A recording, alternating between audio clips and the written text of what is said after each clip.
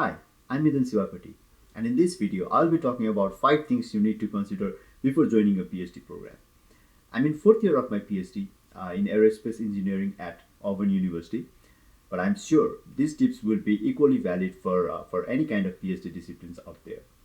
This is the first of many upcoming videos where I'll be sharing about my experience and the journey I took through my PhD. So if you think you or someone you know might get some insights from this video, feel free to share it to them. So these are the things that I wish someone had told me before I started my PhD. Let's get into it. Number one, selecting your advisor. This is one of the most important things to consider before joining a PhD program. Your advisor determines the quality of your PhD. You will be spending all your PhD under this person, so this should be the first thing you consider before even applying. You need to look at how your advisor is both inside and outside your campus. What I mean is, you need to be aware of how he is outside of academic life. Like, is he considerate enough of other people's problems? How does he balance his work and family life? You need to see if you two are compatible with each other or not. For example, some advisors tend to micromanage everything for their students, others do not. While some students want their advisor to micromanage for them, others simply do not. So it is up to you to decide what you want from your advisor.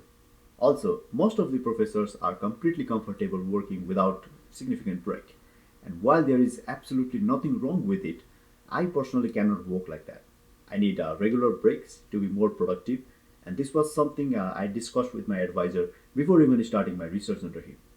I'm fortunate enough to have such an amazing advisor who has been helping me with my research, my papers, and my mental well being as well. He always has time for me, he always actively wants me to learn, and he never stops motivating me.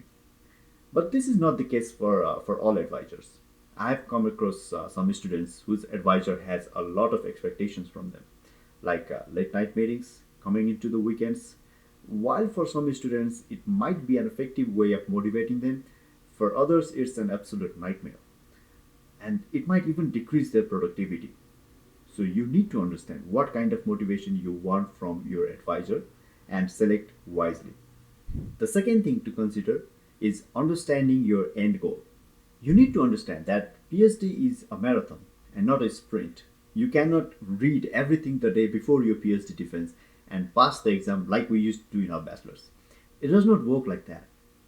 The entire expectation of your PhD is changed when you compare it with your bachelor's.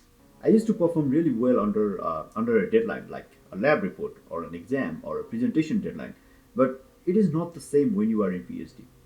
You must keep working every single day. You have to be in your lab and work every single day. You might think you could cheat the system and avoid working every day, but believe me, it does not work that way. And on top of that, most of your projects might not even have an end goal. You just need to keep working and hope you stumble into something. This actually adds an extra layer of frustration in your PhD. You sort of have an idea of what the end results might look like, but you cannot be absolutely certain of it until you do your research. Even in my case, I'm at 4th year of my PhD and I still have no idea what my dissertation is going to look like. This kind of uncertainty undermines your motivation, and at these moments, you need to have a solid advisor who can help you see the light at the end of the tunnel. So, another point you might want to consider is funding. Almost all research in academic institutions are funded externally by an industry or some form of government entities, and academia heavily relies on the existence of such funding agencies. The expectations from the researchers like us is to identify those agencies and ask for funds to perform your research. These funds will help in paying your salary, paying for the laboratory equipments, paying for your conference visits, and so on.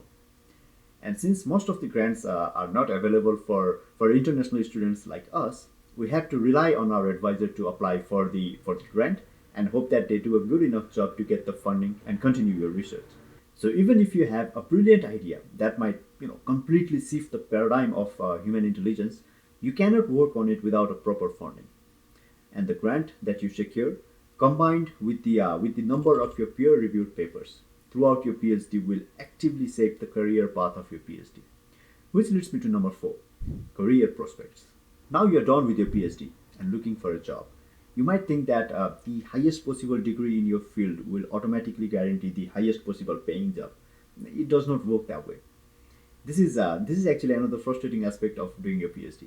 You are easily overqualified for most of the industrial works and might not be prepared significantly for academic work. This is actually one of the harsh realities you need to understand before joining a PhD. You will easily spend a better part of your adult life into something that does not pay much, that drains you mentally, and does not even secure a decent career after you are done with it. I'm obviously not trying to demotivate you into joining the PhD.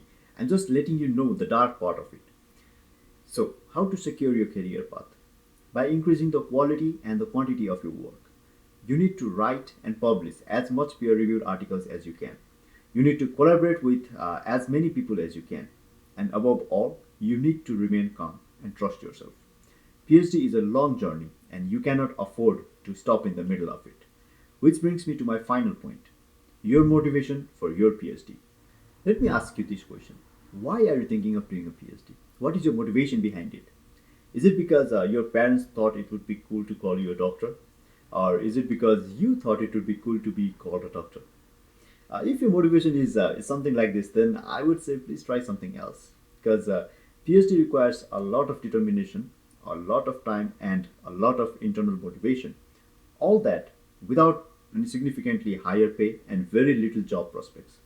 So the motivation for doing the PhD should come from within you and not from anybody else. Because they won't help you write your papers. They won't be at your lab till 2 in the morning. They won't be there to prepare your presentation. It will be all you. So, unless you are okay with all of the above things and still motivated enough to do a PhD, only then I would highly recommend you join it. Because academia needs researchers like you who are motivated enough to continue the research and keep on raising the quality of the work they do. Let me end this video by saying that getting a PhD degree is not something that you want to be proud of. It's something that you should be humble about. It is something that teaches you how to ask good questions. Yes, it's not going to be an easy task, and it's not about letting other people call you a doctor. It's about being devoted to this one goal for years without any motivation, without any secure future, without any significant earnings. And that goal is finding answers. The hunger to find the answers to your questions is the motivation that you should go after. Because ultimately, it's the only thing that matters. If you find this video informative and want to know more about the PhD experience, you can reach out to me in these platforms. I will be more than happy to share my experience with you guys. Meanwhile, do like, comment, share, and subscribe for future videos like this. Till then, stay safe, be happy, and I'll see you again next time.